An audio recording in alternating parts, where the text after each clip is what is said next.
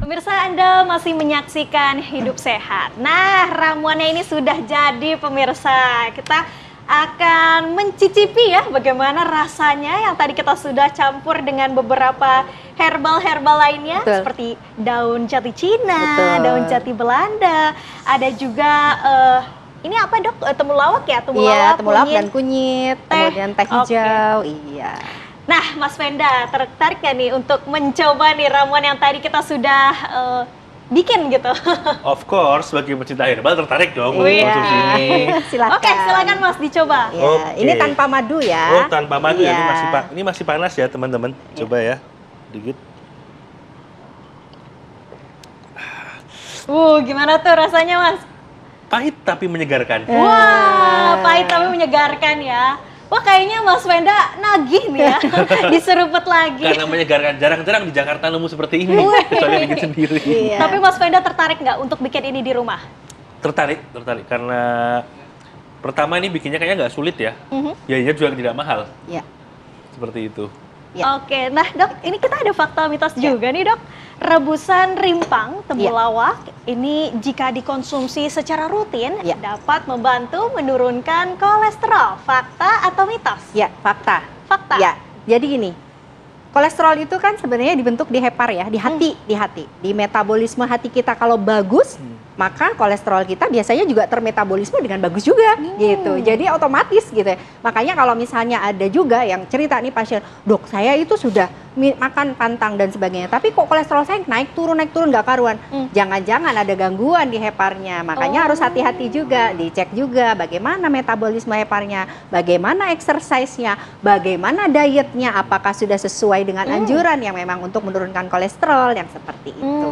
Nah, dok, ini kita mau jawab pertanyaan dari Instagram. Iya. Tapi dokter di belakang kita nih akan kita tampilkan. Jadi dokter sedikit bergeser. Iya. Kita mau lihat pertanyaan yang sudah pemirsa tanyakan di Instagram @hidupsehat.tv1.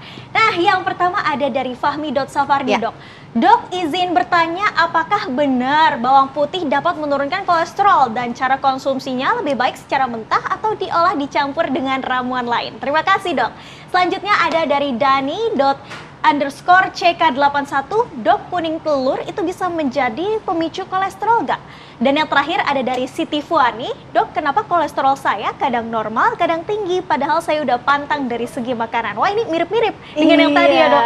Betul. Silakan dijawab, Iya, dokter. terima kasih Mbak Sekar. Jadi saya jawab dulu satu persatu dari Mas Fahmi Safardi ya. Bener nggak sih bawang putih bisa menurunkan kolesterol? Betul, sudah diujikan juga. Jadi mempunyai khasiat, salah satunya adalah untuk membantu menurunkan kolesterol. Namun tentunya cara pengolahannya juga harus benar. Biasanya kalau kita gunakan untuk menurunkan kolesterol, biasanya nih beli ekstrak tuh berarti sudah diolah dengan standar ya, dikapsulasi, kemudian dia tidak menghilangkan zat aktif yang memang berfungsi untuk menurunkan kolesterol. Namun jika terpaksa mengolah sendiri, sederhana sih sebenarnya Mbak Sekar, kita pakai untuk lalap aja sudah bisa. 1-2 siung per hari. Bawang putihnya bawang putih dapur, Bawang dok? putih dapur yang biasa kita pakai untuk masak ya. Tapi harap diperhatikan, hati-hati untuk yang punya penyakit mah, gastritis. Ya, kalau mahnya kambuh juga hati-hati, jangan perut kosong. Ya, kemudian yang berikutnya, dok, kuning telur itu bisa jadi pemicu kolesterol nggak? Kalau dibilang konsumsinya cuma 1 sehari dan gaya hidup kita sehat, exercise kita bagus, enggak. Karena justru ini adalah bahan yang sangat bagus sekali untuk mempertahankan kolesterol baik. Oh ya? Iya, HDL kita kan kolesterol baik. Kemudian berikutnya, kalau dok kenapa kolesterol saya kadang normal, kadang tinggi padahal sudah pantang dari segi. Nah, itu tadi. Jadi, kolesterol itu tidak semata-mata hanya tergantung karena faktor makanan yang salah. Jadi kolesterol itu kan di metabolisme dan dibentuk oleh hepar kita di hati. Bahkan 75% bentuknya di situ gitu ya.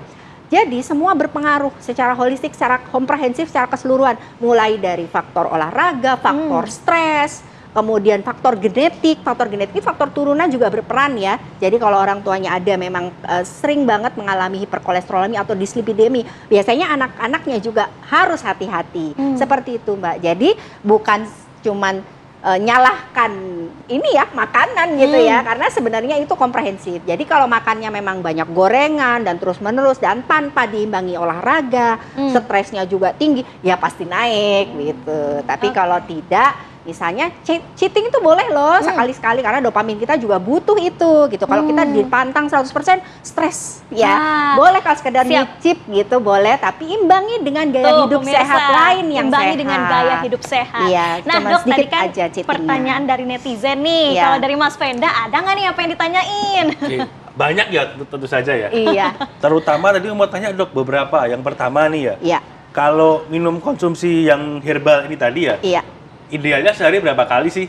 Untuk yang ramuan ini, Iya. jadi kalau awal dengan dosis kecil, 1-2 hari dicoba nggak apa-apa, baru dinaikkan. Jadi pertama 1 gelas dulu, kemudian kalau nggak apa-apa maksimal 2 gelas. Boleh 3 gelas, tapi itu kalau memang tinggi banget kolesterolnya dan tidak ada efek samping pada saat dia memakai 2 gelas. Jadi kalau misalnya minum ini, harus jarak 3 jam kan dengan obat dokter, dan ternyata lemes, kencingnya sering, atau diare, stop, jangan diteruskan. Konsultasikan dulu dengan dokter, kemudian kalau memang sudah diberikan rekomendasi lagi, boleh dilanjutkan. Tapi kalau misalnya memang tidak bisa, ya jangan dipaksa. Karena memang kita tubuh manusia berbeda-beda, tidak ada yang sama gitu ya. Personalize. Setiap orang mempunyai peran berbeda-beda untuk bisa memahamkan diri tentang kesehatannya, termasuk pakai ramuan ini. Ada lagi tuh dok. Nah, pemirsa, tapi ini kayaknya jeda kita, waktu kita sudah mau habis nih ya, Mas Venda dan juga dokter. Kita lanjutkan di belakang ya. Dan dokter terima kasih banyak untuk informasinya dan juga ilmunya. Dan Mas Venda juga terima kasih sudah berbagi cerita bersama pemirsa Hidup Sehat. Kita akan lanjutkan obrolan kita di belakang layar. Siap. Dan pemirsa, tidak terasa sudah 30 menit kami menemani Anda. Jangan lupa saksikan Hidup Sehat setiap hari Senin sampai Jumat pukul 8.30 waktu Indonesia Barat. Saya Sekar Wanda bersama Dr. Dian dan juga Mas Venda pamit undur diri. Terima kasih atas perhatian Anda dan sampai jumpa. Indonesia, hidup sehat.